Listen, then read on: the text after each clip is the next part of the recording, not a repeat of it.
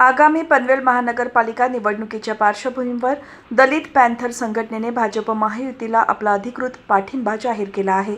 संघटनेचे राष्ट्रीय अध्यक्ष बाळासाहेब पडवळ यांनी सोमवारी माजी खासदार लोकनेते रामशेठ ठाकूर यांची प्रत्यक्ष भेट घेऊन पाठिंब्याचे पत्र सुपूर्द केले।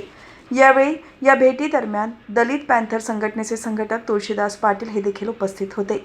लोकनेते रामशेठ ठाकूर यांच्या नेतृत्वाखालील विकास कामांवर विश्वास ठेवून आणि समाजाच्या हितासाठी हा पाठिंबा दिला असल्याचे संघटनेतर्फे स्पष्ट करण्यात आले आहे।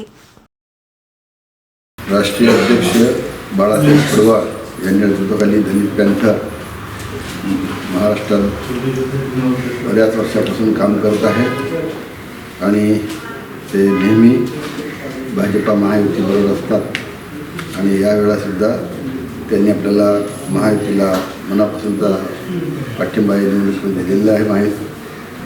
महापालिका निवडणुकीमध्ये आम्ही त्यांचा आभार मानतो आणि त्या दृष्टीनं त्यांनी कामाला लागावं, मदत करावी, ते एक मनाचं स्थान जे आहे युतीमध्ये राहील आश्वासित करतो।